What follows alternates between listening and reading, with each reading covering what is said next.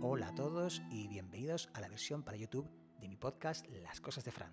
El invitado en esta ocasión es, o fue, porque ya sabéis que la versión para YouTube siempre se sube un poquito más tarde que la versión de iVoox, pues en esta ocasión pudimos contar con nada más y nada menos que con el periodista Manu Marlaska.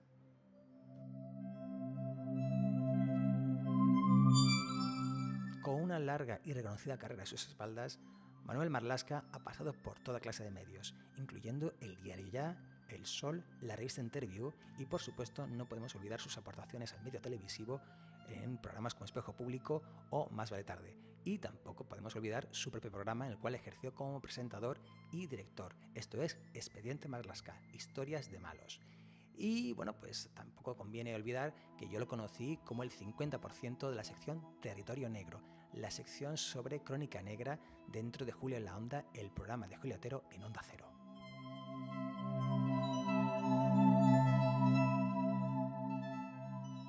Pero el motivo principal y el eje de nuestra conversación, aunque ya veréis que hablamos de diversos temas, es Cazaré al monstruo por ti, libro publicado por Al Revés, dentro de su epígrafe Sin Ficción, escrito por Manu Marlaska y que es una crónica de cómo la policía de Madrid dio caza al llamado pederasta de Ciudad Lineal. Recordaros que por estas cosas del copyright, la versión para YouTube no cuenta con la música original ni de Bruce Springsteen ni de Love of Lesbian, como sucede en la versión para iVoox. Cuenta, como se está escuchando ahora de fondo, con música original mía, es una improvisación mía al sintetizador y será la única música que va a sonar en este programa.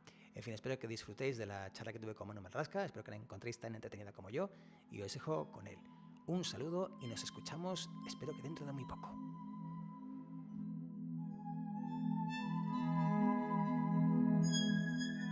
Bienvenido a Las Cosas de Fran. Pues muchas gracias por invitarme. Gracias a ti por tomarte el tiempo y enhorabuena por Cazaré al monstruo por ti. ¿Te ha gustado? Sí, está tal y como te comenté por correo, yo creo que tiene muy buen pulso narrativo. Lo que pasa es que, claro, también tiene esta cosa de ser un libro, bueno, vamos a contar un poco, para el que no lo sepa, que Cazaré al monstruo por ti es la traslación a página escrita de la operación Candy, que fue la operación que se llevó en Madrid para detener al llamado pederasta de Ciudad Lineal. Bueno, para mí la primera pregunta sería, porque yo la primera vez que te oír hablar de llevar los casos que sueles hablar de ellos en Territorio Negro, la sección de Onda Cero, Julio en la Onda, viene de 2014. ¿En qué punto llega Sin Ficción o Marta Robles, su responsable, a decirte, venga, a ese momento de que empecéis a hacer libros? Pues hará cosa de un año ahora, más o menos, un poquito más igual, en la primavera del año 2018, Marta Robles contactó conmigo y me hizo la propuesta de participar en la colección Sin Ficción. Me dio a elegir el tema y yo siempre pensé que la Operación Candy era un buen tema porque creía que habían quedado muchas cosas sin contar y muchas cosas que incluso yo no sabía y que he averiguado y que he tenido que aprender durante el trabajo previo a la hora de sentarme a escribir, ¿no? Durante la parte del trabajo de campo, digamos. Las entrevistas con un montón de gente, una nueva revisión mucho más en profundidad del sumario, de los documentos judiciales del caso, de los documentos policiales y bueno, siempre pensé en ese caso pues porque tenía esa sensación, ¿no? Que era una operación mucho más grande aún, mucho más importante, mucho más dura de lo que se había contado. En ese sentido también me hace gracia que la colección hasta ahora por lo menos tiene proyectado hasta octubre que tú te encargues de este caso y que tu compañero en Territorio Negro se ocupe del Códice de la Catedral de Santiago. Va a salir ya mismo, el próximo lunes sale ese libro a la venta, el lunes o el martes creo, y bueno, Luis también eligió el tema del Códice Calixtino, ¿no? Es verdad que es una operación, es otro tipo de operación, es una operación, por decirlo de alguna manera, con mucho menos acción, mucho más reflexiva, de mucha más pausa y seguramente vaya mejor hasta con la personalidad de Luis. Y también me hace gracia que otro caso, que es el que habla la colección, que es este caso de los musos de Cuadrat, se ocupe del Alfonso Egea, ¿fue para ti complicado en ese sentido decir, como quien dice, dejar pasar otros casos y centrarte en la Operación Candy? Bueno, a mí siempre me gustó la Operación Candy. Es verdad que hay muchos casos y se podría escribir True Crime en los últimos años. Pues mira, yo llevo 31 en esto del mundo del suceso, pues podría haber escrito de los más recientes y por más recientes pues hablamos de Diana Quer, hablamos de Ana Julia Quezada, el crimen del crío de Gabriel Cruz, remontándonos un poquito más allá, José Bretón, por supuesto, la Operación Resplandor, que fue como se llamó la caza de Bretón, pero yo creo que de esos casos estaban demasiado manidos, ¿no? Algunos demasiado frescos todavía. A mí no me gusta escribir un libro sobre un caso que todavía no se ha sentenciado, ¿no? Porque, bueno, creo que las cosas se abordan mejor cuando ya están más frías, la gente está más relajada, se puede trabajar mejor. Entonces, en el caso, por ejemplo, de Diana Quer o de Gabriel Cruz, todavía son crímenes que no han sido juzgados, que serán juzgados durante este año, pero no habían sido juzgados, ¿no? Con respecto a otros asuntos, como te decía, como el tema de José Bretón, por ejemplo, o el de Asunta Basterra, que mi compañera Cruz Morcillo hizo un libro excelente, yo creo que estaban demasiado sobados, estaban demasiado manidos ya. Se había tratado demasiado desde diversos puntos de vista y yo quería un tema que estuviese, bueno, pues más virgen en ese sentido, ¿no? Que nadie lo hubiese trabajado en profundidad. Por eso elegí la Operación Candy. El libro comienza con una descripción del edificio en el que está la brigada judicial actualmente.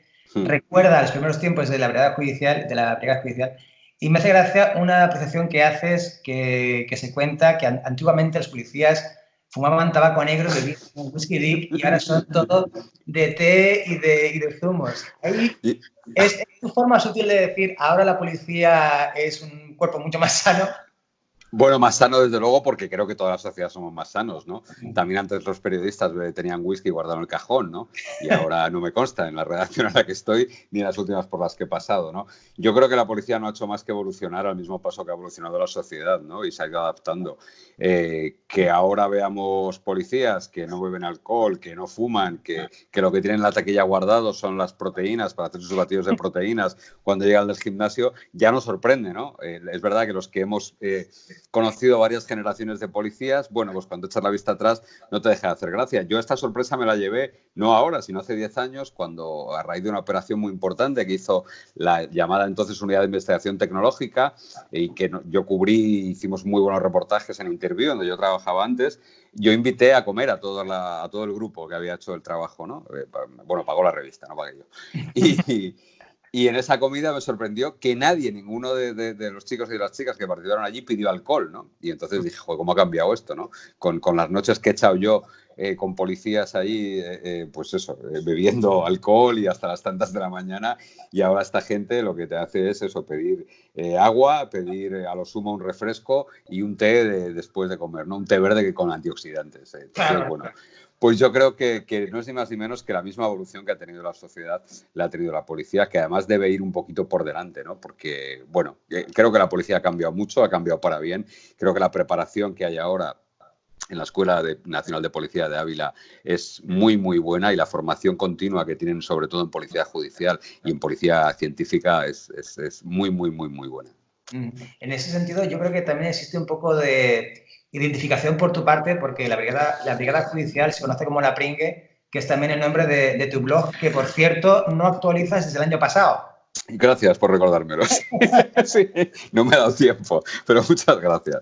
A ver, sí, en la Brigada de Policía Judicial yo le tengo mucho cariño porque cuando todavía se albergaba en la Puerta del Sol, donde hoy está la sede de la Presidencia de la Comunidad de Madrid, aquella brigada fue uno de los primeros sitios donde yo allá por 1988 hice de periodista y empecé a ser periodista, ¿no? Allí fragué algunas amistades que todavía hoy conservo. Allí me hice con mis primeras fuentes de información, de allí conseguí mis primeras noticias en los periódicos en los que trabajaba y por tanto le guardo un recuerdo muy especial. Y lo cierto es que en estos 31 años no he dejado de pasar por allí, no he dejado de conocer a los policías que trabajan allí y todavía hoy pues conservo muchos buenos amigos. Y no olvidemos una cosa, más allá de mi afinidad personal, en la Brigada de Policía Judicial no solo se ha resuelto la Operación Candy, en la Brigada de Policía Judicial de Madrid, en La Pringue, se detuvo al solitario, a Jaime Jiménez Arbe, al atracador. La Brigada de Policía Judicial de Madrid hizo posible la vuelta, la devolución, o vamos, el rescate de los cuadros de Esther Koplovich, de la millonaria Esther Koplovich, que vio saqueada su casa. En esa brigada se ha detenido a narcos tan importantes como los hermanos Ochoa, que era la mano derecha de Pablo Escobar. Es decir, que es una brigada con una larguísima historia y con una larguísima historia de éxitos, también de algún fracaso, por supuesto, como todos en cualquier terreno de la vida, pero desde luego creo que allí, en los muros de esa brigada, que hoy está en un edificio muchísimo más feo que el de antes, en esos muros todavía lo que se guarda es lo mejor de la investigación en España. En el libro también hay tiempo para hacer un pequeño recuento de casos mediáticos como fueron el de Anabel Segura, el caso de las niñas de Alcácer, sí. El violador de pirámides. ¿Tú crees que quizás el tratamiento, sobre todo teniendo en cuenta que la Operación Candy estuvo bajo una fuerte presión mediática, ¿tú crees que hemos aprendido, como quien dice, a cómo manejar ese tipo de casos? Bueno, es complicado, es complicado. En la Operación Candy no fue un ejemplo precisamente de mala praxis de la prensa, ¿no? En la Operación Candy prácticamente todo el mundo se portó bien, se comportó bien. Además, había un añadido ahí. La Operación Candy, el grupo de investigación, el grupo de los 6 policías que inicialmente abordan la Operación Candy, estaban absolutamente blindados y absolutamente impermeabilizados ante cualquier posibilidad de que la prensa apareciese por allí, ¿no?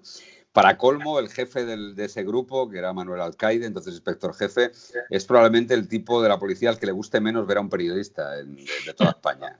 Creo que hay pocos policías a los que les gusten menos los periodistas que Manu Alcaide, que por supuesto se ha colaborado conmigo y se ha portado maravillosamente bien, y seguramente el libro no habría sido posible sin la ayuda de Manu, ¿no? Pero es verdad que en ese caso, bueno, pues había un bien superior muy importante, que era la detención del pederasta de Ciudad Lineal, y seguramente la prensa estaba concienciada en ese sentido, ¿no? Es verdad que en otros casos, ya has citado unos cuantos, la prensa todavía nos queda mucho que aprender, ¿no? Creo que yo siempre doy una fórmula, siempre digo algo, lo digo en foros universitarios, en todo tipo de foros, que todo va bien mientras tú lo que te dediques es a dar información, ¿no? Cuando más allá de la información lo que intentas es hacer entretenimiento, hacer espectáculo, hacer pasar información, hacer pasar entretenimiento por información, es cuando las cosas se tuercen, ¿no? Pero si tú te limitas a dar información, bueno, pues la cosa irá bien. Y por supuesto, con la conciencia siempre, y en el caso del pederasta de Acción Lineal quizás sea el caso más extremo, de que no puedes nunca perjudicar una investigación policial, porque el periodista, como el policía, como la sociedad en general, persiguen un bien superior, que en este caso era la detención del pederasta. En ese sentido, también creo que sería importante recordar esa petición, ¿no?, que se hace por parte de los GEOs, creo que era, de cuando se detiene a Antonio Ortiz, de cubrirle la cara para que no se le pueda ver en ningún momento. Claro, porque ten en cuenta una cosa, cuando se detiene a Antonio Ángel Ortiz hay una serie de indicios que apuntan hacia él, ¿no? Esos indicios pasan por su presencia gracias a la triangulación de teléfonos en los escenarios en el momento en el que ocurren los hechos, pasa también por su relación con unos vehículos que habían sido empleados en los hechos, pasa también porque algunas señas físicas de las que dan los testigos coinciden con él, pero no dejaban de ser indicios. Luego había que llenar de pruebas todos esos indicios, convertirlos en pruebas, ¿no?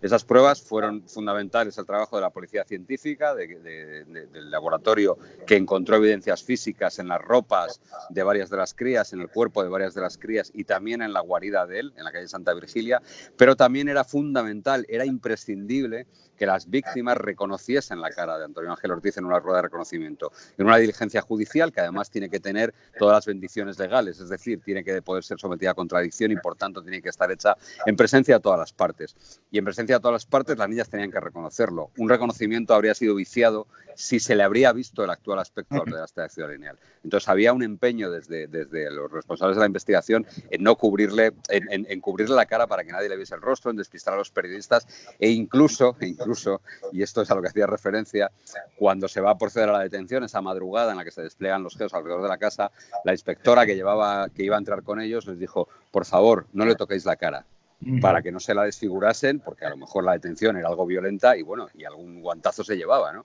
Pero les pidió que por favor la cara no, que pegasen donde quisieran, pero en la cara no.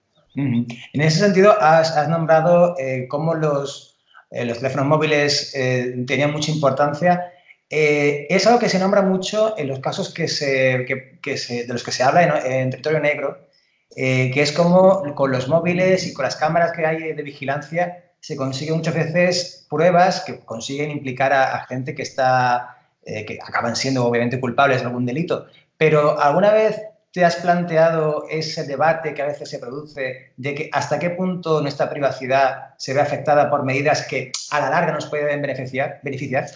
Bueno, tenemos que tener que este es el eterno debate entre seguridad y libertad, ¿no? Es decir, que las dos cosas convivan es a lo que debemos tender todos, ¿no? Y que también te digo una cosa, para pedir un posicionamiento telefónico, un policía tiene que fundamentarlo muy bien. Es decir, primero es un juez el que lo autoriza siempre, un tráfico de llamadas, un posicionamiento, un seguimiento en vivo de un teléfono, lo tiene que autorizar un juez y lo tiene que autorizar un juez en base a una fundamentación muy, muy trabajada por parte de la policía. No será el primer caso, ni el segundo ni el tercero, en el que todo un procedimiento judicial se echa por tierra porque en esa primera petición de intervención telefónica estaba mal fundamentada. Por tanto, de eso han aprendido ya también la policía, han aprendido los jueces también, y una petición en ese sentido tiene que estar muy bien motivada, muy bien fundamentada. Tiene que haber indicios muy claros que apunten a cercenar un derecho, porque lo que se está haciendo al intervenir un teléfono, no nos olvidemos, es cercenar un derecho, ¿no? El derecho a tu privacidad y el derecho a la intimidad de tus comunicaciones. Pero si se viola ese derecho, si se cercena ese derecho, es porque hay motivos sobradamente fundamentados. Y luego tampoco olvidemos otra cosa. Lo que luego se plasma en unas diligencias, lo que luego se plasma en un sumario, es lo verdaderamente importante, ¿no? Antonio Ángel Ortiz estuvo bajo vigilancia sus comunicaciones durante bastante tiempo. No se han transcrito todas, evidentemente. Las que afectaban a su intimidad y nada tenían que ver con el caso, por supuesto que no han aparecido en las diligencias. Pero es verdad lo que dices tú, que todos estamos expuestos a esa violación de derechos, ¿no? Lo que ocurre es que creo que el beneficio que aporta es mucho mayor. En ese sentido, yo creo que también en este caso, quieras o no, creo que es José Luis Conde el que ofrece su cabeza. Sí, es comisario, sí. Al director general de la policía, Ignacio Cosido, en aquel momento. ¿Tú crees que quizás esa presión mediática, aunque tú dices que aquí la gente fue más suave que en los casos, ¿tú crees que esa presión mediática pudo hacer que también fuera más fácil para la policía el pedir lo que fuera para atrapar? Sin duda, sin duda. En el libro yo lo cuento como cuando se han producido ya 2 ataques. Cuando se produce el tercer ataque, el de una cría que se llama Xia en el libro, una cría china pequeñita, que es la que sufre mayor lesiones de más importancia, en ese momento todavía las operadoras de telefonía no habían facilitado a la policía los posicionamientos, los teléfonos posicionados en el escenario del delito anterior, ¿no? Es solo cuando ya se produce el ataque a Xia, cuando empieza a cundir la alarma y el pánico entre la opinión pública, cuando las operadoras de teléfono reaccionan rápido y empiezan a entregar con mayor celeridad todos los posicionamientos de las antenas, ¿no? Los teléfonos que estaban posicionados bajo determinadas antenas. Sin duda que el hecho de que el caso se convirtiese prácticamente en el caso más importante que había en Madrid, la psicosis también que se desencadenó en Madrid, el ruido que hizo la prensa, contribuyó a eso, ¿no? Lo que ocurre es que también contribuyó a cosas malas, que fue la presión que llegó desde la propia policía a veces y desde luego desde la política. Has mencionado a Xia, que es la chica esta de origen oriental, que fue la que se llevó, creo yo, la peor parte de... Sí, sin duda. Esto que, tal y como te comenté en el correo, es uno de esos pasajes, el miedo que tiene la cría y las consecuencias, lo que más a mí me arrugó el corazón, ¿no? De decir, joder...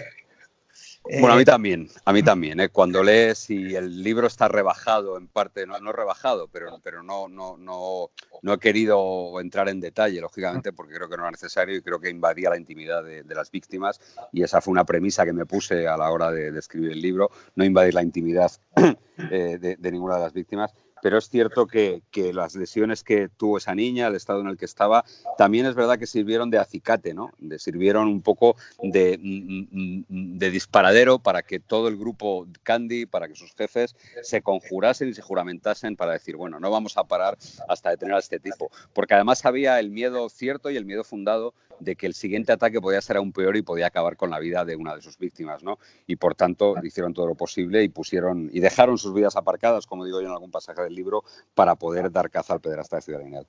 En ese sentido, yo no recuerdo si está en el libro, pero creo que lo comentaste en el Territorio Negro, dedicado a este caso, que uno de los policías dejó de bañar a sus hijas Sí, por culpa sí. de... Sí, eso fue un detalle que me enteré a posteriori, me enteré cuando el libro estaba acabado ya. Tuve el día 18 de marzo, que fue el día que salió el libro a la venta, tuve el privilegio de poder comer con todos los participantes en la Operación Candy, y me lo contó en esa comida uno de los policías, ¿no? Uno de los policías que vivía en Valladolid, su familia vivía en Valladolid.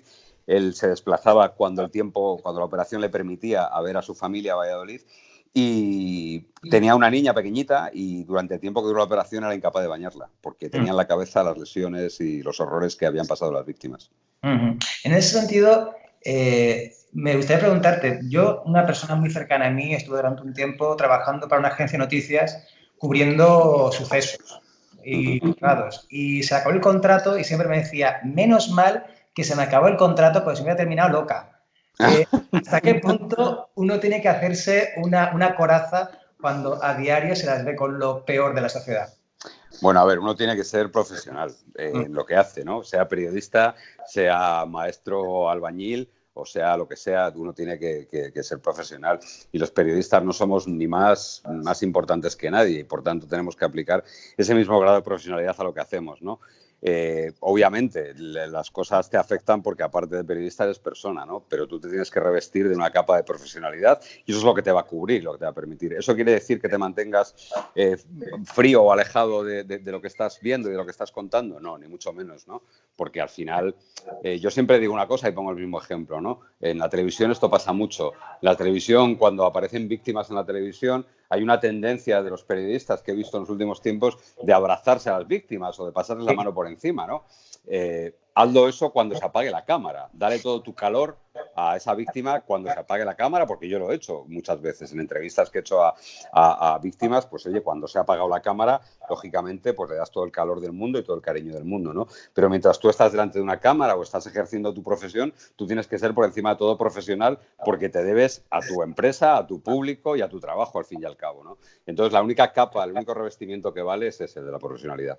En ese sentido, cuando has hecho la labor de entrevistas para el libro, ¿has contactado con todas las familias de las víctimas o has dependido más de la información que tienes de la policía? No, mira, voy a confesarte una cosa. El libro no habría sido posible sin el permiso de las víctimas, ¿no? Entonces, así fue, así fue. Yo no quise invadirles, simplemente a través de intermediarios les comuniqué que tenía intención de hacer esto, que les parecía.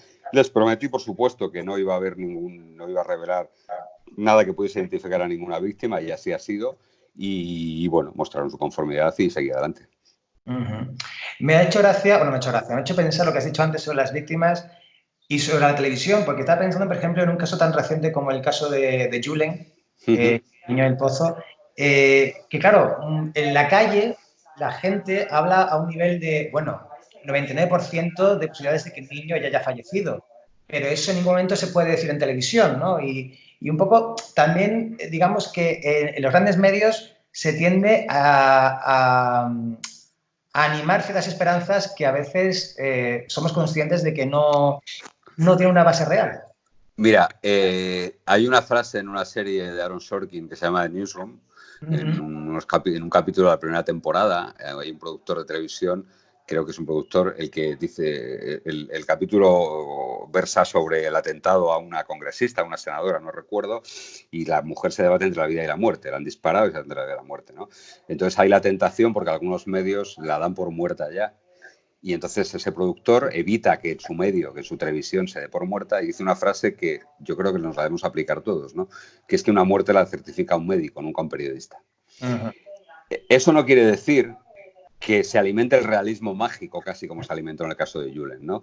En el caso de Julen se alimentó una suerte de realismo mágico que a algún medio le hacía inducir a sus espectadores a que era posible que un niño de la edad de Julen, después de 3 semanas metido en un agujero, iba a beber o a comer hormigas o algo así y iba a sobrevivir, ¿no? Evidentemente, uno no puede decir que Julen está muerto porque no tiene la certeza, ¿no? Pero tampoco debe alimentar que está vivo. porque el que más, el que menos, sabía que pasado cierto tiempo las posibilidades de que ese crío hubiese sobrevivido tan solo a la caída y después a estar ahí enterrado eran remotísimas, ¿no? Entonces, yo creo que no hay pico de audiencia que compense o que valga la pena alimentar esa especie de realismo mágico que te digo que se alimentó en esos días.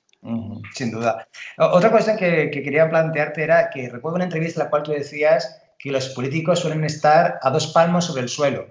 Sí, siempre. Dime. No, te decía que los políticos ellos viven a 2 palmos sobre el suelo, permanentemente. Hagan lo que hagan, se dedican a lo que se dediquen, están a 2 palmos sobre el suelo, ¿no? Y cuando se trata de asuntos policiales, pues también, ¿no? También están a 2 palmos sobre el suelo. Es muy raro encontrar un político que de verdad se baje al barro, se baje a la realidad y pueda hablarle a la policía de tú a tú, ¿no? Los políticos quieren resultados, los políticos quieren cifras, los políticos quieren eficacia y los políticos llegan a un despacho y preguntan lo que hay y, bueno, y están a 2 metros sobre el suelo, ¿no?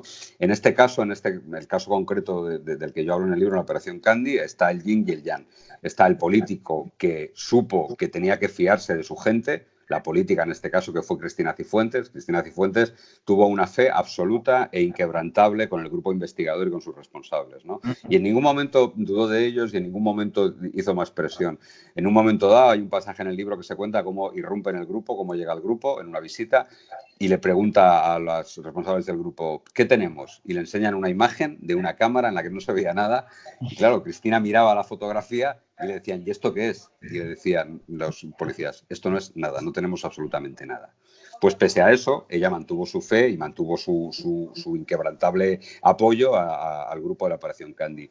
En sensu contrario, tenemos a Salvador Victoria, que entonces era un consejero de la Comunidad de Madrid, que lo que hizo fue tratar de dinamitar todo lo que pudo la operación e incluso intentar quitársela a la policía y dársela a la Guardia Civil, y era todo, evidentemente, para perjudicar a Cristina Cifuentes. En ese sentido, me hace, no gracia, de hecho me hace un poco que el alma se me caiga a los pies, porque yo por trabajo también tengo algo de relación con los cuerpos de la policía, en mi caso de la policía local, y todavía que exista este pique entre la Guardia Civil y otros cuerpos de la seguridad nacional, y de verdad es que me trae por la calle de la amargura, ¿eh? Bueno, ahí Manuel Alcaide, el inspector jefe que llevó la operación, dice una frase en el libro que es que a mí me ha hecho comprender muchas cosas, ¿no? Él dice en un momento dado que todos son cazadores y que tanto policía como guardia civil se dedican ni más ni menos que eso, que a la caza. Y que, naturalmente, uno prefiere llevarse siempre la mejor pieza a casa, ¿no? Y colgar el mejor trofeo en su casa. Y entonces, bueno, pues cada uno con sus métodos y cada uno a su manera lo intenta, ¿no? Él justificaba así pues las pequeñas diferencias que hubo en este caso, que es verdad que las hubo, el intento de la Guardia Civil cuando una investigación que no era suya intentó de alguna manera sumarse, incorporarse, pero bueno, lo hemos visto muchas veces. No pasa nada si eso no supone un problema grave y no supone que el caso tenga complicaciones, ¿no? Pero claro, ha habido otros casos y en temas de narcotráfico, por ejemplo, eso ha pasado con demasiada frecuencia, donde, bueno, pues por pisarse la manguera entre bomberos, al final la cosa ha acabado mal, ¿no? Pero bueno, yo lo entendí mejor cuando hablé con Manu, de verdad. También forma parte de ese pique entre cuerpos de seguridad nacional que creo que llevamos muchos años viendo, porque la Policía Nacional se queja de que la local tiene mejores sueldos, mejores condiciones, la policía quiere formar sindicatos y no les dejan. Sí, es cierto, hombre. A ver, esto es una viejísima batalla, ¿no? Yo casi desde que ejerzo esta profesión me he encontrado con ese escenario en el que es verdad que los policías locales, sobre todo en determinados sitios, están infinitamente mejor pagados que la Policía Nacional y que la Guardia Civil, y sin embargo, pues es verdad que las atribuciones de uno y de otro cuerpo pues están años luz, ¿no? Pero bueno, claro, como les he dicho yo alguna vez, bueno, es que el presupuesto de vosotros sale del presupuesto general del Estado y el de esta gente sale del ayuntamiento, y si el ayuntamiento de Dos Hermanas tiene un presupuesto maravilloso y está saneado, pues podrá pagar fenomenal a sus policías, ¿no? Y sin embargo vosotros dependéis de los presupuestos generales del Estado. Yo creo que es verdad que yo creo que se tiende cada vez más a eso que llevan pidiendo tanto tiempo, que es la equiparación salarial, por lo menos con los cuerpos autonómicos, y yo creo que es de ley y que es de justicia que se llegue a esa equiparación, ¿no? Un Mosso d'Esquadra hace exactamente lo mismo que un policía nacional, salvo hacer DNIs. Que los hace la Policía Nacional todavía, ¿no? Pues parece lógico que un policía nacional cobre lo mismo que un Mosso d'Esquadra.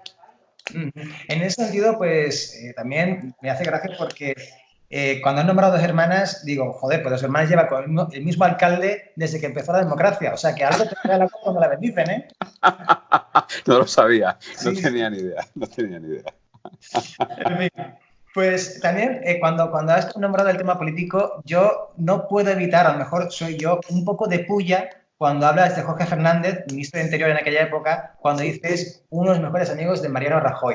Sí, es verdad que lo era. Dentro del gabinete de Rajoy, a mí me consta que Jorge Fernández Díaz era uno de los mejores amigos que tenía, más allá de que era un colaborador estrecho, lógicamente, era una de las personas que más afinidad personal tenía y que tenía muy buena amistad con Mariano Rajoy, ¿eh? Oye, cada uno elige a sus amigos, ¿no? No, No no, voy a no. entrar yo en eso. Sí, pero ¿sabes lo que quiero decir? Es como No, si... pero no hay, de verdad que no hay Ah, ánimo de puya, ¿eh? En ese párrafo, en ese pasaje no hay ningún ánimo de puya, sino que era plasmar lo que es cierto, ¿eh? Que los dos son, o por lo menos lo eran en aquel momento, muy, muy buenos amigos, ¿no? Y la verdad es que los dos están ya fuera de la política, los dos están retirados de la política. Mariano Rajoy creo que en ese sentido ha tenido una retirada ejemplar, ha vuelto a su trabajo de antes, sin más, y Jorge Fernández Díaz no sé dónde andará. Sé que tuvo un problema además de salud grave y bueno, pues no le deseo ningún mal, evidentemente. en ese sentido, ¿tú crees que también la malograda Cristina Cifuentes sí que en un momento dado, tal y como tú has comentado con la visita al cuerpo de la brigada judicial, se pringó un poco cuando intentó un poco entender qué es lo que tenía el cuerpo? Yo creo que Cristina en aquellos días, en aquellos meses del año 2014, vio la que se le podía venir encima y la que se le vino después encima, ¿no? Vio que el fuego amigo, hasta qué punto el fuego amigo podía hacer daño, ¿no? Porque lo que recibía Cristina Cifuentes en aquellos meses era fuego amigo, era fuego que le venía del entorno de la Comunidad de Madrid. Ella era delegada del gobierno en Madrid. En aquel momento Madrid, el PP de Madrid, tenía una guerra civil abierta que era entre dos facciones, que era la de Ignacio González, en aquel momento presidente de la comunidad, y Cristina Cifuentes, en aquel momento delegada del gobierno, y favorita para convertirse en candidata a la Comunidad de Madrid, como después fue. Y entonces, en aquel momento, bueno, pues ella se mantuvo firme ante ese fuego amigo, y yo creo que lo que le pasó después no deja de ser consecuencia también de esa firmeza que tuvo. Yo, si me permites una frivolidad, Sí, hombre. muchas gracias un comentario que hacen algunas personas que dicen que es una lástima que dimitiese Cristina Cifuentes después del vídeo de la crema en el supermercado. Sí. Si llega a esperar un poco más, seguramente Oca Diario se ha sacado una sextape del archivo. Bueno, no lo sé, porque esas son intrigas. Yo sé de policías, de delincuentes, de esa clase de delincuentes me refiero. No lo sé. Yo creo que la política es algo que con lo que desgraciadamente tenemos que convivir y con lo que, bueno, pues al final son los que fijan nuestra forma de vida, nuestro modo de vida. No soy ningún antisistema, que nadie se equivoque, ni mucho menos. No quiero decir eso. Pero es verdad que son un mal necesario y son un mal imprescindible. Lo que ocurre es que las intrigas políticas muchas veces se escapan de nuestro conocimiento, y a la vista está todo lo que ha pasado en este país en los últimos años, donde las intrigas políticas han cobrado cabeza tras cabeza. Pues sí. En ese sentido, volviendo al tema del libro, lo más interesante yo creo que quizás sea el testimonio de José Luis Conde, que creo que en un momento dado asume que como no coja a este criminal, a este pederasta, se le acaba la vida, ¿no?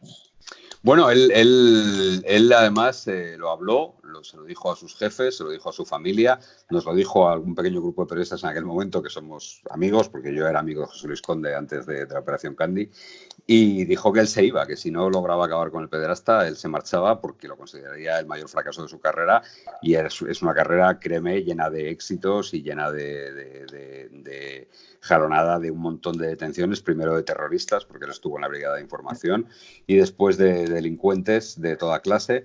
Lo que pasa es que el reto de la Operación Candy fue gigantesco y él sabía que no podía fracasar, sabía que no podía dejar suelto a ese tipo, ¿no? Y llevó ese pulso consigo mismo hasta el extremo, y verdaderamente lo hubiese cumplido, se hubiese jubilado anticipadamente, y le ofreció al director general de la policía que lo cesase. En ese sentido, hay una anécdota suya que cuentas que me hace mucha gracia, y me tengo que parar en ella porque aparentemente en una rueda de prensa sacudió un paquete de cocaína sin tenerlo bien envuelto. Y claro, yo me pregunto, bueno, ¿y la gente cómo reaccionó cuando de repente se encima con no sé cuántos gramos de cocaína? Bueno, al que conoce a José Luis Conde no le sorprendió mucho, porque José Luis es un poco... José Luis es un gran tío, ya está jubilado, es un tipo excelente, ha sido un policía extraordinario, pero tiene estas cosas, ¿no? Siempre que se halla un alijo de cocaína hay un paquete, uno de los ladrillos, que está cortado porque es en el que se ha hecho el narcotest. Es decir, cuando se incauta algo, se coge, se corta con una navaja, se pasa en un narcotest rápido para determinar que esa sustancia efectivamente es cocaína, más allá de que luego se lleve a un laboratorio para que confirme exactamente la composición que tiene, el grado de pureza y todo eso, ¿no? Pero en un narcotest rápido que se hace en el lugar de la incautación, siempre hay un paquete cortado, y él tuvo la mala suerte, la mala fortuna de coger el paquete que estaba cortado y pegado de mala manera con un celo, y al sacudirlo, pues llenó ahí un poco la sala de unos 4 gramos de cocaína. Además fue una rueda de prensa bastante multitudinaria porque fue una gran operación policial. Pero bueno, a ver, yo he visto a José Luis Conde con las zapatillas, con las pantuflas de estar en casa puestas en el despacho porque se quedaba a dormir allí durante la operación Candy. Es decir, es un personaje. Sí, ahí en el libro se cuenta cómo encadenaba día tras día en el despacho. En ese sentido, quizás otro momento que también hace que a uno se le rompa un poco el corazón es cuando la subinspectora Silvia por fin se pide unos días de descanso, va camino de Almería y de repente sucede otra agresión. Bueno, es que hay que oírla contarlo, ¿eh? Es que Silvia, que es una subinspectora, que es la que probablemente llevaba más años en el SAM en ese momento, una tipa con una capacidad retentiva de todo lo que ha hecho enorme, hasta el punto de que era conocida como Wikisam, y que llevó ese trabajo hasta el límite. Llevó su dedicación a la Operación Candy hasta el límite. Encadenaba horas, encadenaba días, no libraba, y ya el cuerpo en verano llevaba con la operación desde abril, y en verano 4 meses después, pidió 2 días para poder irse a la playa, ¿no? Con tan mala suerte de que en esos 2 días se produce el último ataque precisamente de Ortiz. Y me decía, yo lloraba, pero no lloraba porque... lloraba por no poder estar allí con los compañeros, ¿no? Porque su marido, que es policía también, no la dejó, y su jefe tampoco la dejó. Le dijeron, mira, vuelves en 2 días y ya te incorporas a esta investigación. Pero era de pura rabia y de puro pundonor, ¿no? El decir, joder, ha atacado otra vez y yo no estaba ahí para proteger a esa niña, ¿no? En ese sentido, en el lado contrario, yo tengo que reconocerle la labor, y creo que también se la reconoció el tribunal, a Cristóbal Sitjar, que le tocó el peor trabajo del universo en aquel momento, que fue hacer de abogado defensor de oficio de Antonio Ortiz. ¿Has podido hablar con él también para el libro? Sí, lo que pasa es que es un tipo que es también poco amigo de la prensa, y que además aquellos días le dejaron bastante marcado, ¿no? Yo tengo un enorme respeto por los abogados defensores, ¿no? Los abogados defensores creo que son precisamente los garantes de que esto no sea la ley de Lynch y de que esto sea un Estado de Derecho de verdad, ¿no? Los abogados defensores garantizan que hasta el mayor miserable y el ser más repugnante que nos podamos imaginar tenga un proceso con todas las de la ley y con todas las garantías que tiene que tener un Estado de Derecho, ¿no? Y yo muchas veces en entrevistas con ellos, en privado o en público, en entrevistas que hago en televisión, se lo digo, ¿no? Se lo dije hace poco a los abogados de Ana Julia Quezada. Oiga, tienen ustedes ahora mismo el peor trabajo del mundo, pero no puedo hacer otra cosa que desearles suerte, ¿no?, en ese trabajo. Porque verdaderamente un abogado defensor, en casos tan mediáticos como este y en casos donde casi se están convirtiendo en abogados de una persona que representa el mal absoluto, pues claro, es un trabajo terrorífico, ¿no?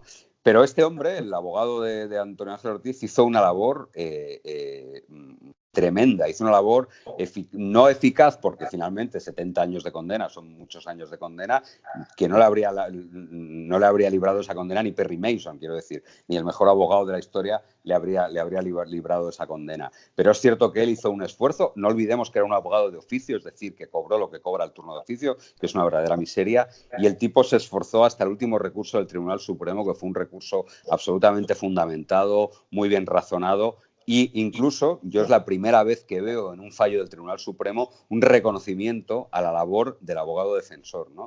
Entonces creo que era merecedor también de mi reconocimiento. Un reconocimiento que le hace nada más y nada menos que el ponente, que es, para más pistas, Manuel Marchena, que actualmente está metido en un proceso, el 1O, que tampoco desmerece. Bueno, pues creo que Manuel Marchena ya antes del proceso del 1 de Sí. octubre había demostrado que era un jurista excepcional, probablemente uno de los mejores juristas que existen en España.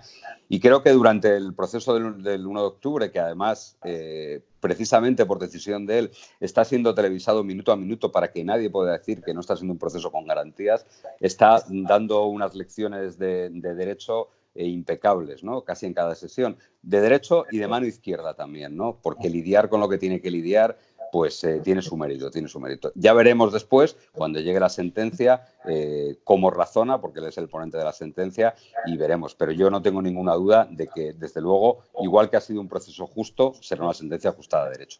En ese sentido, hablando de contenido exacto del libro, hay un punto en el cual yo encuentro, o a lo mejor no lo he leído muy bien, pero encuentro una pequeña contradicción.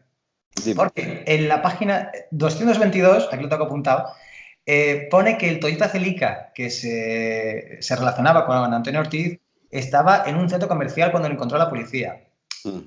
Y en la página 228 se pone que estaba a punto de embarcar en un contenedor rumbo a Guinea. Sí, eso tiene una explicación. Vale.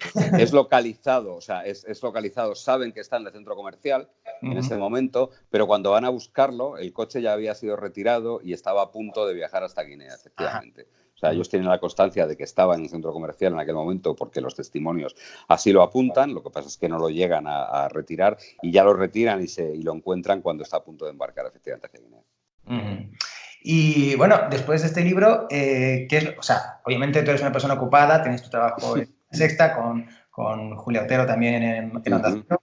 ¿Tienes pensado revisitar más libros, más casos con libros? ¿Depende del éxito de este? Bueno, no lo sé. La verdad es que todavía estoy en plena promoción de este libro.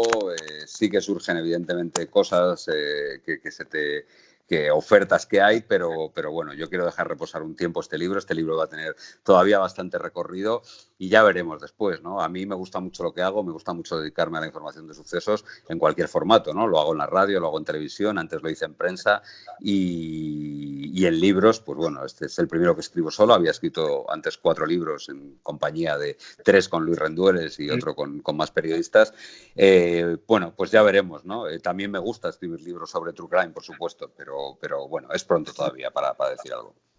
¿Cómo vas de tiempo? Para unas cuantas... Bien, no te preocupes. Vale, porque también te quería preguntar, en ese sentido, Julia Otero muchas veces hace en Territorio Negro el papel de sorprendida, como obviamente él tiene que tocar, ¿no? Para que el oyente o el espectador se sienta identificado. Has hablado de la sentencia que tiene Antonio Ortiz encima. Cuando salga, porque si no me equivoco, en España no se puede cumplir más de 30 años, ¿es? Por una condena. Sí. Cuando salga será todavía relativamente joven. ¿Hay algo de resquemor por tu parte de que eso suceda y qué puede ocurrir cuando eso suceda? Bueno, a ver, las sentencias no hacen otra cosa sino que darle forma legal y darle un castigo a comportamientos que tienen su reproche dentro del Código Penal, ¿no? Como decía antes, afortunadamente vivimos en un Estado de Derecho y no vivimos en un Estado donde lo que impera es la ley de la horca ni nada parecido.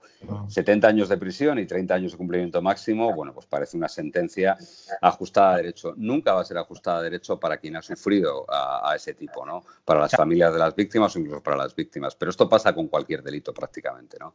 Seguramente para el padre de Sara, la niña que acaba de salir la sentencia, una niña de 4 años asesinada y agredida sexualmente en Valladolid, al agresor le ha caído la prisión permanente revisable. Probablemente el padre de esa niña tampoco le parezca suficiente esa sentencia, ¿no? Es decir, que es muy complicado. Vamos, es imposible, no complicado, sino es imposible el equilibrar la rabia, el dolor provocado por alguien con una sentencia. Lo que pasa es que el Estado como tal y la Administración como tal tiene que dotarse de las herramientas legales para, lo que te digo, traducir comportamientos reprobables en una condena que esté lo más ajustada a derecho. Parece que el tiempo máximo de cumplimiento en prisión que establecía en España en aquel momento el Código Penal parece un castigo suficiente para Antonio Ángel Ortiz. En ese sentido, y volviendo al tema de Territorio Negro, me acuerdo que cuando el Chicle fue detenido, por el caso de Diana Quer, tenía pendiente ingresar en prisión, si no me equivoco. Sí, tenía pendiente un ingreso en prisión. Bueno, tenía una sentencia ahí, pero todavía estaba pendiente de recursos.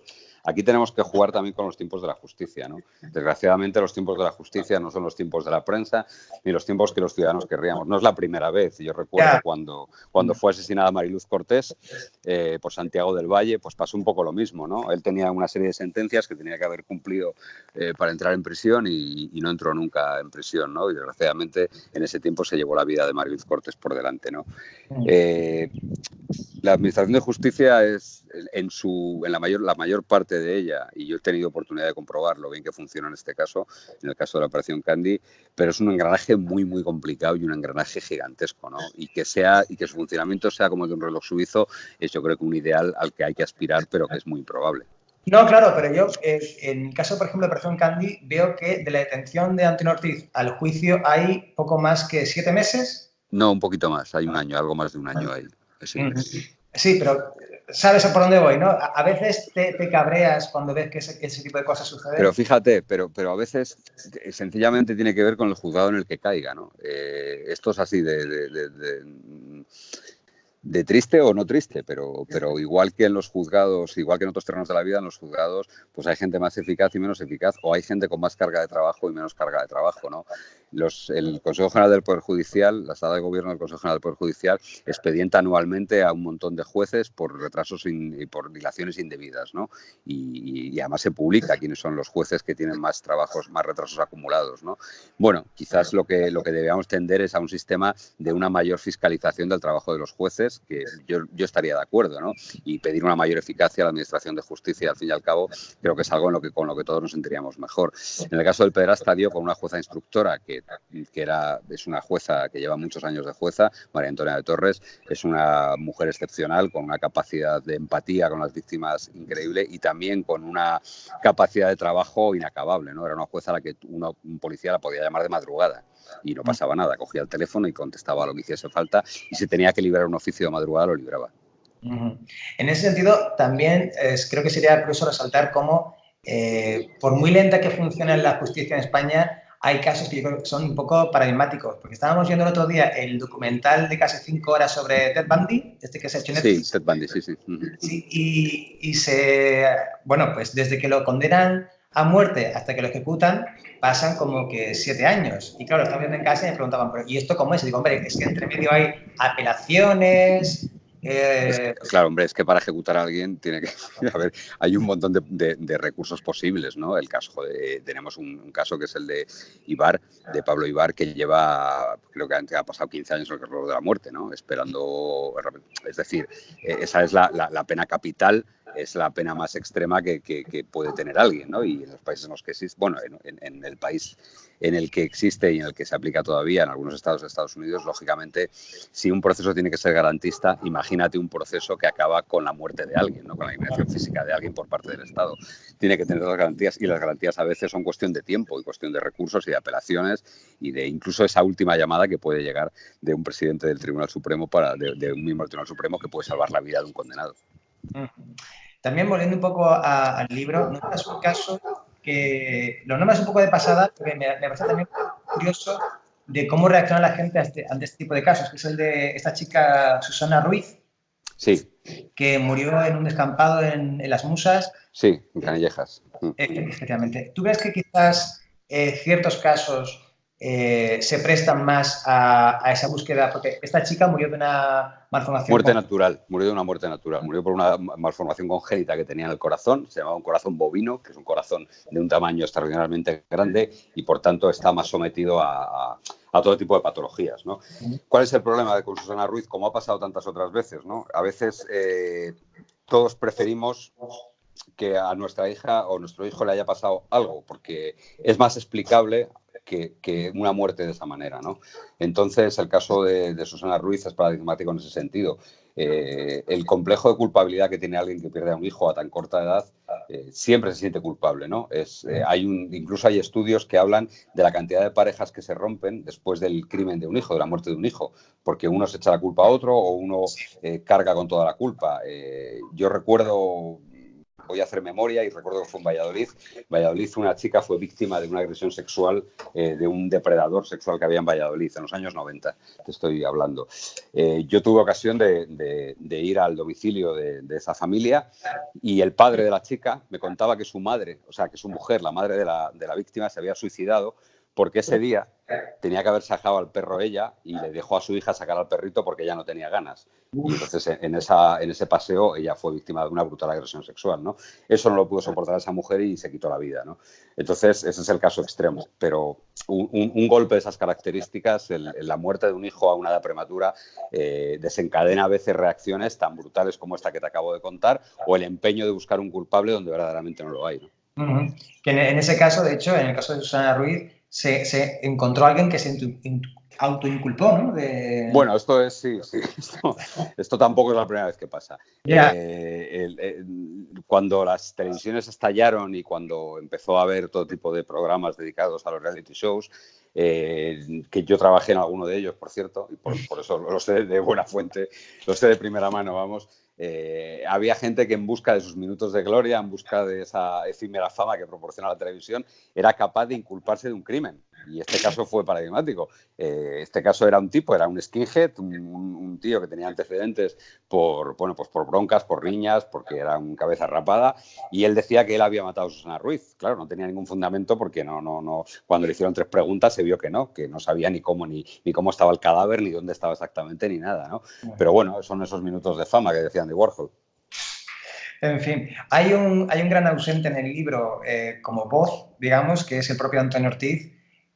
Tú has explicado en varias entrevistas que no tienes ningún tipo de fascinación por la figura del malo, que de hecho muchos te parecen horribles, gente muy de poca cultura y tal. Cutre. Cutre, efectivamente. ¿En algún momento dado te planteaste al menos intentar tener una entrevista con él? No me interesaba el personaje nada. No, en este caso de verdad que el personaje Antonio Ángel Ortiz no me interesaba nada, ¿no? No era un delincuente. No es un delincuente con ningún atractivo, no es un delincuente con ningún... No. Yo creo que si hubiese puesto el foco en Antonio Ángel Ortiz, creo que se habría apartado el foco de cosas mucho más importantes, ¿no? Como era el trabajo de la policía o el esfuerzo tan brutal que hicieron las víctimas para poder precisamente ayudar a la policía a dar con él. Lo que sí haces es hacer un recuento de la vida criminal de Antonio Ortiz. ¿Llegas en algún momento dado a entender su vida? No tanto, obviamente no entender por qué hizo lo que hizo cuando empezó esta campaña de horror con las niñas de Madrid, pero llegas a entender, digamos, cómo su vida ha ido siempre un poco en zigzag, de cómo tantos cambios y casi siempre relacionados con el mundo criminal han podido hacer mella en su cerebro, en su mente. La vida de Antonio Ángel Ortiz es la vida de muchísimos delincuentes, que han cometido otro tipo de delitos y que seguramente nunca conoceremos, ¿no? Es una vida que está marcada también por una infancia un poco desestructurada que no determina a nadie, ¿eh? Conozco miles de personas con infancias desestructuradas que han optado por otros caminos en la vida y no por el de la delincuencia. Antonio Ángel Ortiz, la única particularidad que tiene es la enorme plasticidad criminal que ha presentado a lo largo de su vida. Plasticidad criminal es la capacidad de emprender o de cometer diversos delitos, además muy variados y lo mismo comete un robo con violencia que un secuestro, que una extorsión, que las violaciones de las niñas, ¿no? Pero Antonio Ángel Ortiz, como te digo, es un delincuente de lo más vulgar, de lo más común, que no habría sido nunca objeto de nada si no llega a convertirse en el pederasta de Ciudad Lineal. Y además es muy significativo que él hable con total tranquilidad del resto de sus delitos, incluso los justifica, incluso dice que eran necesarios, que las víctimas también eran delincuentes, y en algunos casos es verdad, pero sin embargo no dice ni una sola palabra de los delitos que comete y que más le avergüenzan, evidentemente. En ese sentido, obviamente, la labor de cualquier abogado es la de intentar instalar la llamada duda razonable en la gente que juzga al criminal. Dado que él está casi siempre, las pocas veces que llegó a hablar, diciendo que él no tiene nada que ver, que ¿tú crees, se llegó a instalar en ti en algún momento dado la posible también duda razonable de que a lo mejor él no era el hombre que estaba buscando a la policía? No, y si había alguna duda razonable hasta la detención, después de la detención y con los registros y las inspecciones que se hicieron, se despejaron todas las dudas, ¿no? Si el ADN de Antonio Ángel Ortiz está en el mismo colchón que el ADN de una de las víctimas, si el ADN de Antonio Ángel Ortiz está en la ropa de otra de las víctimas y si el ADN de Antonio Ángel Ortiz está en el interior del organismo de otra de las víctimas, es que no hay ninguna duda razonable. El abogado, que, insisto, hizo un trabajo impecable, trató de sembrar la duda diciendo que a lo mejor podía ser de otro descendiente por vía paterna de Antonio Ángel Ortiz. La policía hizo el trabajo de localizar a todos los descendientes por vía paterna que había de Antonio Ángel Ortiz. Los localizó y demostró, acreditó que era imposible que hubiesen estado en el escenario de los hechos en el momento de los hechos. Pero de todas formas, ¿tú crees que quizás, y aquí estamos obviamente entrando en el área de las desideratas y los futuribles, ¿tú crees que a lo mejor él no quiere reconocer este crimen en particular por el que ha sido juzgado y enviado a la cárcel, porque a lo mejor es incluso para él demasiado fuerte el reconocer un crimen así? Yo creo que es así. En el mundo delincuencial, por tremendo que nos parezca, también existen unos códigos, ¿no? Y el que es un pederasta de pedigrí, por decirlo de alguna manera, bueno, pues lo que hace es atacar a niñas o violar a niñas o abusar de niñas o de niños, ¿no? Ha habido en España el ejemplo más claro, el mayor depredador infantil que hubo en España, se llamaba Álvaro Iglesias, era conocido como Nanisex. Era un tipo con esa pulsión, una pulsión que además le salió a los 14 años. A los 14 años ya sentaba a niños encima de él para poder restregarse, con perdón, y tener una suerte de relación sexual con ellos así, ¿no? Fue condenado a una pena abultadísima de prisión y dentro de prisión recibía revistas como Ser Padres y Crecer Feliz. Es decir, era un pederasta de manual, ¿no? Antonio Ángel Ortiz no es así. Antonio Ángel Ortiz vive en un mundo de delincuentes donde evidentemente está mal visto lo que hace, donde evidentemente va a tener toda la condena social hasta en el mundo de la delincuencia, ¿no? Cuando un delincuente llega a prisión puede decir que ha matado, puede decir que ha robado, puede decir que ha estafado y lo puede decir además bien, orgulloso, porque la cárcel está llena de gente como él, ¿no? Los galones carcelarios no dependen de lo que hayas hecho, dependen de tu comportamiento en prisión, pero bueno, cuando uno llega con determinados delitos, pues bueno, pues ya está, eres uno más entre nosotros, ¿no? Nunca es uno más entre nosotros quien es el autor de agresiones sexuales a niñas, nunca es uno más, sino que es algo vergonzante incluso dentro del mundo de la delincuencia. Sí, es algo que yo he escuchado nombrar varias veces en Territorio Negro, que es eso, que los criminales que acaban en la cárcel por ese tipo de agresiones lo pasan realmente mal porque es más fácil que sufran agresiones por parte de otros presos, ¿no? Suelen estar muy protegidos porque también, por mucho que nos repugne, al final el Estado y la Administración es responsable de la vida de todos y cada uno de los reclusos que estén ingresados en sus centros penitenciarios, ¿no? Y entonces ese tipo de reclusos, y Santiago del Valle es otro ejemplo, por ejemplo, de lo que digo, siempre están protegidos en la propia prisión, están en aislamiento o están en dependencias donde van a tener un mínimo contacto con otros internos y si tienen contacto con otros internos, esos internos son inofensivos. Saliéndonos ahora un momento del tema del libro, tú, como has también explicado en muchas entrevistas, eres nieto y hijo de periodistas. Y hermano. Y hermano.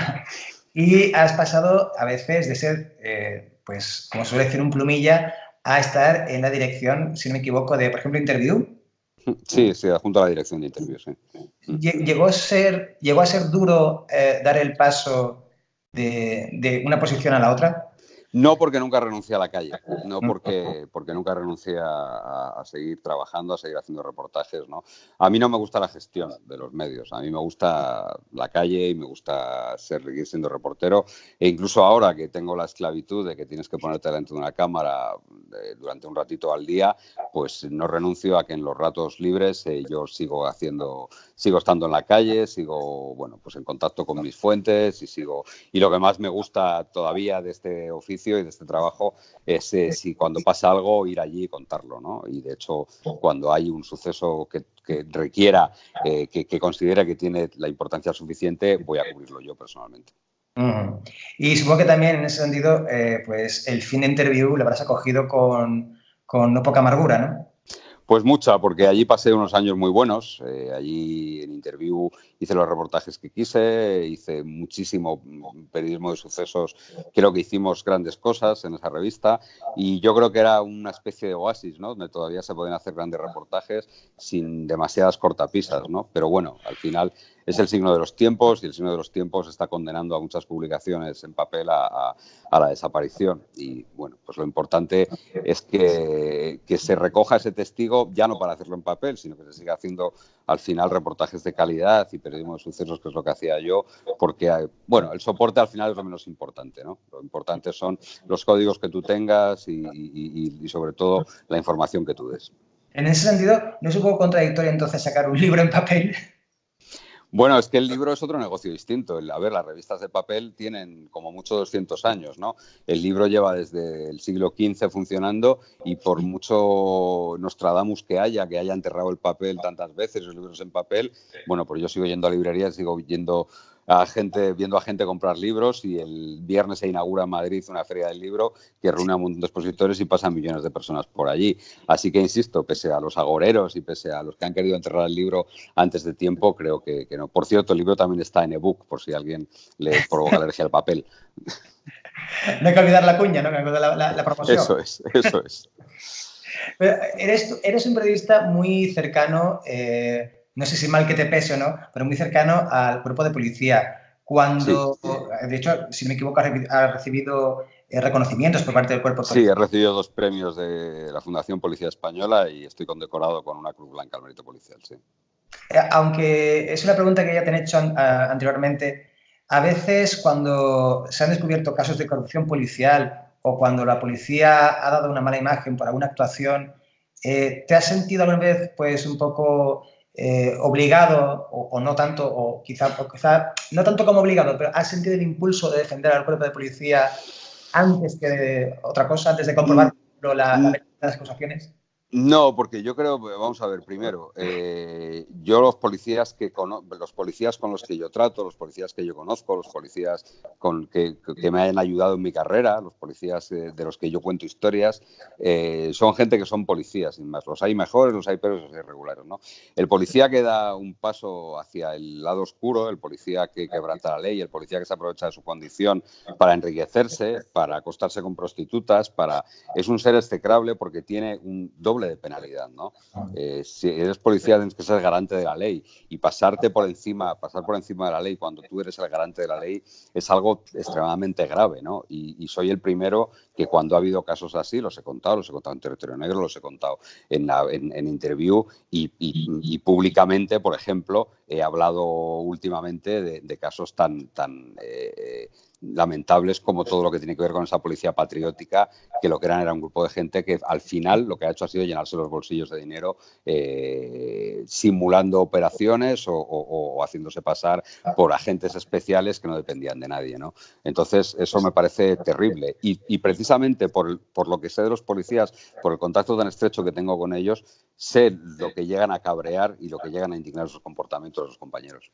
En ese sentido, yo estuve una vez en una cena en la cual estaba un jefe de la policía local, no voy a decir el municipio, pero me acuerdo que en un momento dado dijo, cuando llegaban los primeros ordenadores a la comisaría, yo le digo, ¿esto para qué es? ¿Esto para de piso papeles? Y a mí, no hace tanto tiempo de esto, y a mí se me encogió un poco el alma. Y me acordé de eso cuando leí esta parte del libro en la cual pues una de las primeras condenas que sufrió Antonio Ortiz estaba pedida porque estaba en un legajo físico, no estaba digitalizado. Bueno, sí, es que los ordenadores han tardado en llegar, también la policía y a informatizarse todos los sistemas ha tardado y muchos delitos cometidos todavía en la década de los 90, cuando no hace tanto, hace 25 años, todavía siguen conservados en legajos de papel en lugar de en ordenadores, ¿no? Entonces, bueno, la policía se ha sabido adaptar muy rápidamente a eso, ¿eh? Si hay algunos usuarios de las nuevas tecnologías que me consta que las utilizan, son los policías, hasta tal punto de que ahora es muy sencillo y es relativamente fácil encontrarte hasta ingenieros informáticos que son policías sin más, ni siquiera inspectores, ¿eh? Es decir, que ahora ese cambio se ha producido también a toda velocidad en la policía. En ese sentido, quizás sea paradigmático el momento en el cual el Ayuntamiento de Madrid creo que pide ayuda a la embajada estadounidense para ver si Sí. alguien del FBI puede prestar algo de ayuda, y dice el señor del FBI que en realidad todo lo que está haciendo la policía es lo que hay que hacer, ¿no? Sí, digamos que les examinaron, ¿no? Pasaron un examen porque ante la desesperación que había ya y la psicosis que empezaba a haber en Madrid, pues se pidió ayuda, y eso creo que es legítimo, se pidió ayuda a todos los contactos que podía haber.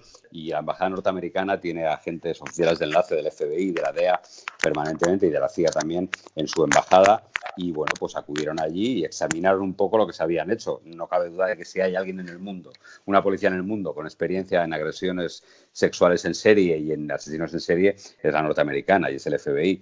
Pero es verdad que cuando pasaron este examen, el hombre del FBI poco tuvo que decir. Dijo, pues mire, ustedes están haciendo mucho más de lo que haríamos nosotros. Una pregunta por pura curiosidad. ¿Quién llama Villatanga a la unidad de... Pues los propios compañeros de la brigada, ¿no? Muchas veces para hablar despectivamente de ese grupo, y bueno, y dentro en el marco siempre del buen rollo que hay en esa brigada, pues a veces se llamaba Villatanga al SAM, porque al final estaba dedicado sobre todo a las agresiones sexuales, ¿no? Y sí, durante una época no tan lejana fue conocida como Villatanga. ¿Tú crees que eso forma parte un poco de el humor de, como quien dice, de corredor de la muerte, que a Por veces supuesto. se instala en las profesiones para, al mismo tiempo, quitarle peso y gravedad, cosas que obviamente tienen mucho peso y gravedad? Los reporteros de sucesos somos unos enormes consumidores de ese tipo de humor, evidentemente, ¿no? Porque, bueno, pues el humor negro que tenemos los reporteros de sucesos es casi lo llevamos en el ADN, ¿no? Porque muchas veces cuando se hacen coberturas de asuntos terribles, pues o tiras un poco de ese humor negro o si no es muy complicado, ¿no? Evidentemente eso queda dentro, ¿no? Lo que pasa en una cobertura se queda en una cobertura y nadie va a contar lo que nos hemos dicho o de lo que nos hemos reído en aquel momento, pero yo creo que va también en una mesa de autopsias hay ese humor, o en un quirófano hay ese humor, en profesiones donde estás en contacto con cosas tan terribles y cosas tan graves como las que te he dicho, pues obviamente se tiene que tirar de humor, sí. Yo no quiero nombrar a ningún compañero tuyo, pero recuerdo que un amigo mío, cámara también, le tocó trabajar con una persona que está también en la televisión, cuando sucedió cierta cosa en Córdoba, sí. y contaba de él que desde que llegaba por la mañana al sitio del suceso hasta por la noche, cuando estaba en el hotel, seguía hablando del mismo caso. ¿Tú eres ese tipo de...? No, yo no, yo no, de verdad que no. O sea, yo hago mi trabajo lo mejor que puedo. Sí que tengo una dedicación y una entrega a este trabajo que creo que la exige.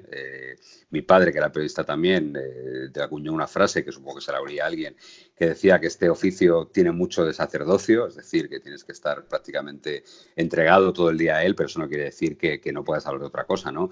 Yo leo mucho, yo hago deporte, yo tengo una familia estupenda, una mujer y 2 hijos estupendos con los que me lo paso muy bien y con los que hablo muy poco de mi trabajo, ¿no? Y tengo 2 perros también. Sí, creo que uno de hecho lo estaba escuchando de fondo. Sí. Vale, pues 3 preguntas para terminar. Venga. La primera es, no sé cómo te sentará esto, pero yo por tu cuenta de Twitter deduzco que lo mismo, no votas a Pablo Iglesias. No, correcto. Y lo mismo, no estás suscrito a Mongolia. Sí, pues mira, en ese sí que lo estoy. Además, tengo un buen amigo ahí, Edu Galán, y Darío menos, pero Edu, yo me llevo muy bien con él y tengo muy buena relación con él, y sí, son buenos amigos, de verdad, son buenos amigos. Yo creo que el humor, esta manía que hay ahora o esta tendencia que hay un poco ahora a limitar el humor, yo creo que el humor se limita por sí mismo, ¿no? Cuando un humorista es malo o tiene mal gusto, pues ya está, es malo y tiene mal gusto, ¿no? Pero creo que caer en esa especie de censura o de autocensura en la que han caído otros medios, al final nos aboca a lo que le pasó al Dylan Posten, ¿no? O a lo que le pasó a Charlie Hebdo, ¿no? Al final es que dejar solos a determinada gente porque practica un humor, ¿no? Yo creo que el humor, uno se puede reír de prácticamente todo, ¿no? Y si no te gusta, pues no compres Mongolia o no veas a determinado humorista. Hace poco hubo un caso de un despido de un humorista por unos chistes o por unas bromas de extremado mal gusto. Yo creo que lo que se le echó fue no por una censura, sino porque era francamente malo el tío, ¿no? Y me parece bien que se le echase. Ya está. Pero lo que quería preguntarte en ese sentido es, ¿ves que para un periodista a veces, que hoy en día es inevitable con las redes sociales, que se le vea, digamos, la inclinación política puede socavar un poco su veracidad o la veracidad que la gente percibe de él? Yo probablemente hago eso porque no escribo de política ni hablo de política. A mí lo que me preocupa son los periodistas los periodistas de bandera, de bufanda, que llamo yo, ¿no? Periodistas que cuando yo empecé en esta profesión, y voy a llevar el símil al periodismo deportivo, si uno escribía de deportes no se le podía notar de qué equipo era. ¿Por qué no? Porque tú escribías una crónica de un partido del Real Madrid y no se te podía notar que eras madridista. Y si eras del Betis y escribías sobre un Betis-Sevilla, no se te podía notar que eras del Betis, ¿no? Ahora es todo lo contrario. Ahora uno tiene que ser muy del Real Madrid, muy del Barça, muy del Betis, muy del Sevilla, cuando habla, cuando escribe, ¿no? Entonces, esto se ha llevado también a la política, ¿no? Y ahora se da ese fenómeno que llamo yo del periodista activista, periodista-activista. O eres activista o eres periodista. Las dos cosas es imposible compatibilizar. Pero en ese sentido, quizás escribir para un cierto medio, estoy pensando, por ejemplo, en, yo qué sé, La Razón o ABC, es muy complicado que en esas columnas que uno vaya a escribir para esos periódicos te vayas a encontrar a un defensor de Pedro Sánchez, por decir algo. Bueno, esos son columnistas. Yo distingo. Yo todavía soy de los ilusos que distinguen información de opinión y que creo que debe haber una línea muy clara, muy gruesa entre información y opinión, ¿no? Y entonces, mientras uno haga información, pues puede ser de lo que sea, pero creo que no se le tiene que notar. Ahora, los periodistas que se dedican a hacer opinión, bueno, pues que opinen lo que quieran, ¿no? Yo creo, los columnistas que yo leo, que yo sigo, todavía no sé de qué partido son. No sé de qué partido es Raúl del Pozo, por ejemplo. Se me ocurre. No tengo ni idea de qué partido es Raúl del Pozo. O no sé qué vota Arturo Pérez Reverte. Tampoco tengo ni idea de lo que vota Arturo Pérez Reverte, ¿no? Bueno, pues esos son los columnistas que a mí me gustan. Hemos hablado bastante de la profesión. ¿Qué diagnóstico haces tú del periodismo hoy en día? Porque yo, hablando con redactores y con cámaras, la cuestión ya no es ni siquiera, digamos, pues eso, qué temas se escogen o qué temas nos toca cubrir, sino el poder trabajar. Yo creo que ha habido que la crisis económica ha golpeado de manera especialmente cruel a los medios de comunicación. Pero la crisis económica no es la única razón de la crisis del periodismo, ¿no? Yo creo que la crisis del periodismo, los principales culpables somos los periodistas y son los responsables de los medios que durante una etapa, en no sé qué momento, decidieron que los controles de calidad no sobraban en las redacciones, ¿no? Y que, bueno, que al fin y al cabo no era tan importante seguir apostando por información de calidad, seguir apostando por buenos reporteros, seguir apostando por gente con fuentes.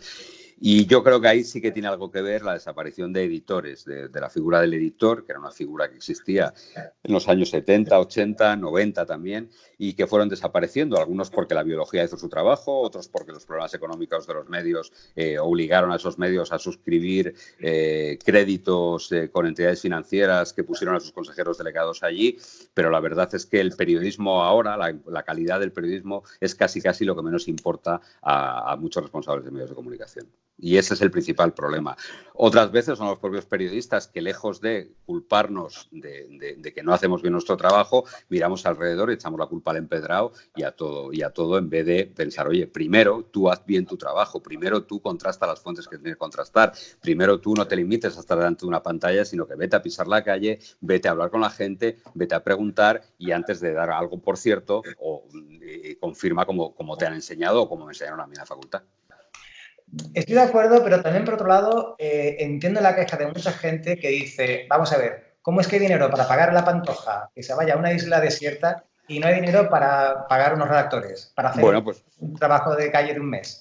Siempre estás a tiempo de cambiar de profesión. Si te parece mal lo que te pagan, siempre estás a tiempo de cambiar de profesión. Pero si tú decides hacer periodismo, si tú decides ser periodista, pues lo que tienes que hacer, evidentemente todo el mundo tiene que tender a mejorar sus condiciones y su calidad la calidad de vida que tiene y sus condiciones salariales y sus condiciones laborales, ¿no? Más allá de las salariales. Eso, por supuesto, que es legítimo y yo siempre he estado del lado de los que han reivindicado y los que han exigido. Pero para reivindicar primero hay que cumplir y primero hay que trabajar y primero hay que ser honrado contigo mismo, ya no con tu empresa, sino contigo mismo. Y creo que eso a veces se pierde y que ese foco a veces lo apuntamos en otras direcciones y a veces el foco lo tenemos que poner nosotros mismos.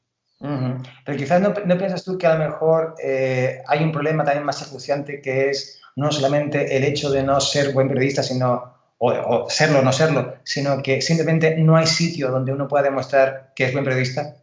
Claro, pero por eso te he dicho antes que el problema también es parte de los responsables de los medios de comunicación que no han apostado por el periodismo, ¿no? Ahora con la edad de oro esta de Internet, de la edad digital, de lo que se llenan los medios es de cosas que te induzcan a picar, ¿no? Y a cliquear. Sí. El clickbait famoso, ¿no? Claro, el clickbait lo haces si hablas de la última bronca de la Pantoja con no sé quiénes supervivientes, ¿no? Y eso sale en portadas de medios tan respetables como el diario ABC, por ejemplo. Lo he visto hoy mismo, eso. Entonces, claro, esto es un problema de los responsables de los medios de comunicación, ¿no? Que no apuestan por la información, sino que apuestan por tener no sé cuántos millones de entradas y porque eso me imagino que les dará sus beneficios, ¿no? Creo que efectivamente los medios adolecen de ese espacio donde uno puede hacer periodismo. Bueno, pues llegamos a la última pregunta. Esta es la pregunta que realmente lo va a petar. Venga, dime. ¿Cómo lo hace uno para participar en la maratón de Nueva York? Pues primero, sufriendo mucho durante varios meses preparándola. Y después, desgraciadamente, bueno, en Nueva York hay un sistema de sorteo que tú puedes optar al sorteo y si no hay agencias españolas que te garantizan el dorsal y te garantizan el alojamiento allí, ¿no? Así que ahorrando bastante pasta. Sí. No, hombre, ya, es que yo me acuerdo cuando lo comentó Rendueles en un territorio negro, sí. Y yo digo, joder, si ya es complicado participar en la carrera nocturna de aquí de Sevilla, sí, es verdad. Tiene que ser... Pues eso, es verdad que todos los majors, los grandes maratones guardan un espacio para las agencias internacionales de viajes y yo lo conseguí así, lo hice así. Pues nada, pues por mi parte, poco pues más. Nada, Fran, un placer haber estado contigo en tu podcast y espero que le guste a la gente que lo oiga. Vale. Espero que tenga mucha visita. Un saludo y suerte. Un saludo igualmente. Gracias. Chao.